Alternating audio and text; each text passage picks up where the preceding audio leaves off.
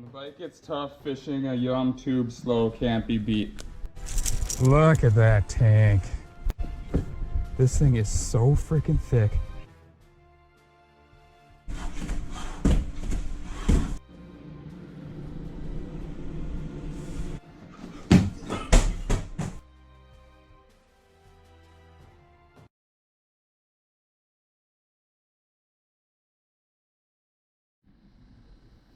So guys, I got a couple new baits here. I got this Lucky Craft, whatever, American Shad MS, dives to 2 to 2.5 feet, so it's an awesome looking guy here. I'm not gonna be using that today though. I got a couple chatterbaits here. Usually I just buy like the basic Z-Man chatterbait, they're a little cheaper, and with Northerns taking them, I don't really like to spend tons of money on them. But this time I got the Elite, or the Project Z series. I think this is like the best series they have. And then a Chatterbait Elite here, which is a little bit cheaper, but a little bit better options, I think, than the regular one. But like I said, I like using the regular one just because it's a little cheaper, and Northerns really love these things. They get bit off. And in dirty water, I really like to use this chartreuse and white, but on some of the cleaner lakes, the chartreuse and white really isn't like super natural looking. So I want to go with a couple darker options. I really like this color here. This has a little bit of orange and yellow, and then it's mostly green. This is like a good bluegill looking color. This one is just kind of green and black, and it's 1 ounce. This one's super heavy, so I'm hoping that thing's gonna cast good. And then this other Chatterbait Elite, 1/2 ounce here. So I don't know, I don't think I'm gonna throw the 1 ounce today. I'm probably gonna start out with this one.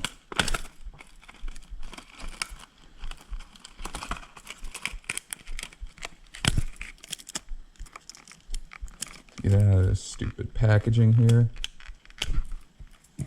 Put this on the Tatula SV chatterbait rod.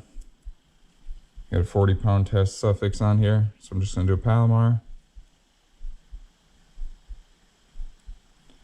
Actually, where are my swivels at? Hold on 1 second. All right, I got some Spro swivels here. I did this last year on the chatterbait. So it's kind of a decent sized swivel. It's about 1 inch long.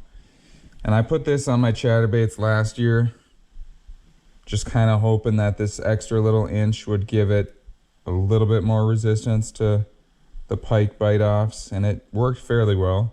I mean, you still get the occasional one that just devours the whole thing and steals your chatterbait, but this is a little bit of prevention, and then that way you don't have to use like a big leader that's highly visible. This is kind of small and kind of goes with the metal of the chatterbait here. Doesn't look super unnatural looking, I don't think, so I don't know if that really matters or not, but this is how I'm setting it up today. Get in there. All right, so I got that Spro leader.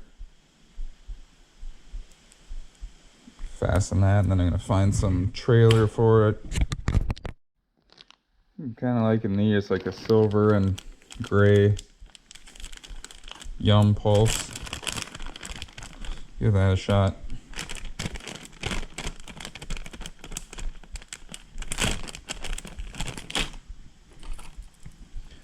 So the nice thing about this Z-Man Project Z is the hook keeper has a piece right here and right here. The normal ones just have a single. So hopefully this is going to make these paddle tails last longer, not slip off the hook too much. Put it up right through those two. And there it is. Looking pretty good. Definitely going to catch a couple on that today.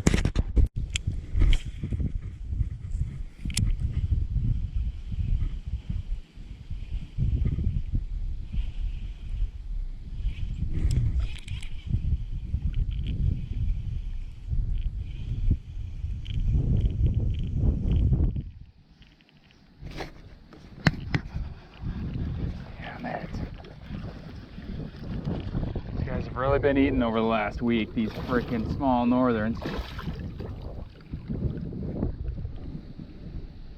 That freaking trailer popped through. Where the hell is the hook? There we go.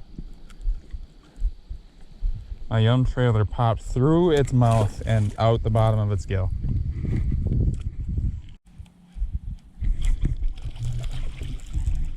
Seriously?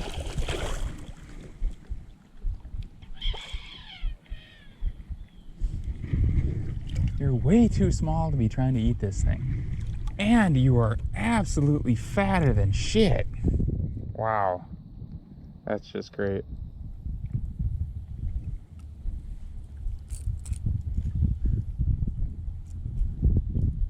That is just great.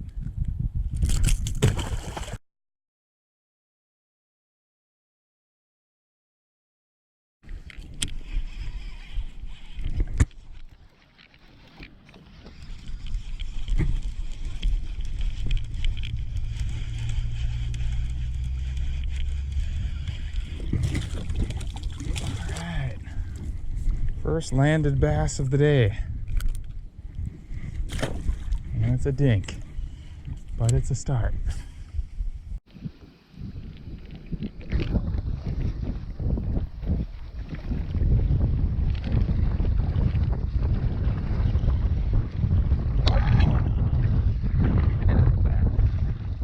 Freaking surfing away from it. Holy shit.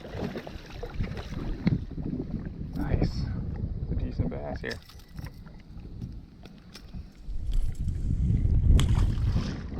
Ah.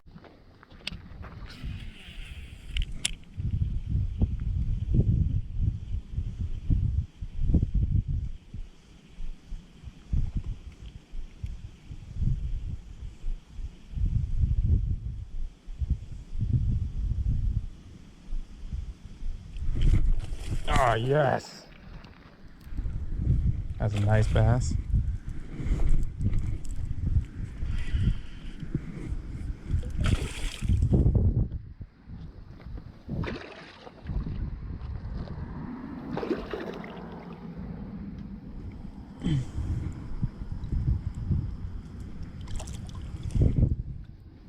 Sweet.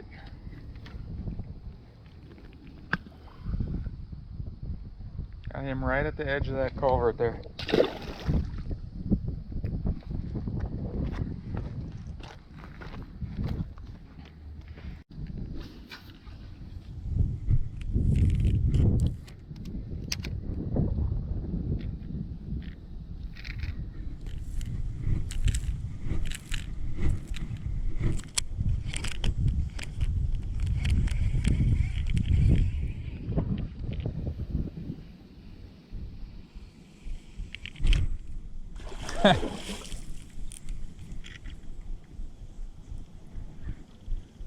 That's a nicer one.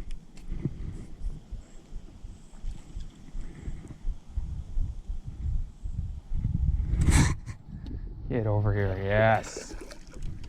That's a nice one there.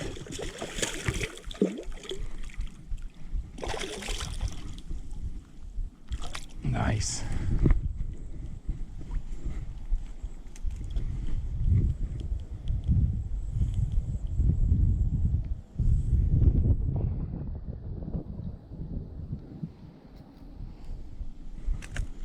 Just popped right out.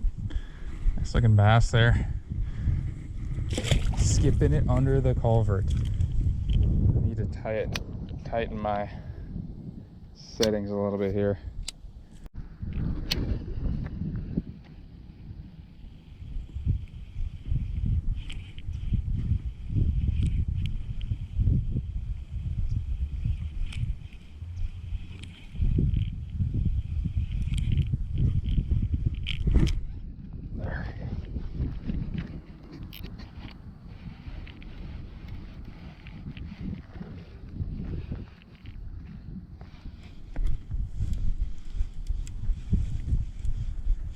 Oh yeah, another nice bass.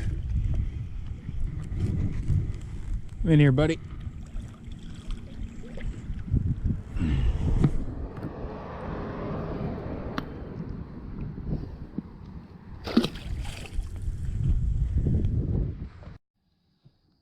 that's gonna be it for today, guys. I gotta go to work.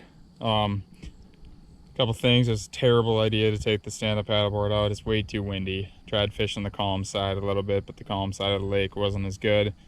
And even on the calm side, the wind finds ways to get into the area and blow you around on the board. And then I went to the windy side and nearly got tipped over and really was not worth it at all. Then I just came here to this nice little culvert. It's been in a few of my videos before. So it goes from one lake over to the other here. Offshore, I don't have to worry about getting blown around in the wind, and I caught those 3 pretty nice bass before work. So you don't always have to get out. I know I love fishing so much. I try to get out as much as I can. Sometimes it's not really worth it, or you got to really choose your spots, or sometimes if the weather's pretty crappy, you're better off just finding a good offshore spot to try to hit instead of battling the elements out there. So hopefully you learned something from this video. 3 bass here were caught on this Project Z chatterbait. I absolutely love this thing. I've been throwing 3/8 ounce ones pretty much all year so far, and this one's a 1/2 ounce, so it can definitely cast a lot better. Lost my 6 cents flow glider. That's like a $20 bait. I lost that to a little freaking northern, so I'm pissed about that. And I do feel kind of bad that I dropped him back in the lake after he broke my line with a hook in his mouth. I'm sure he's gonna die. Sorry, bud. But thanks for watching, guys. We'll see you next time.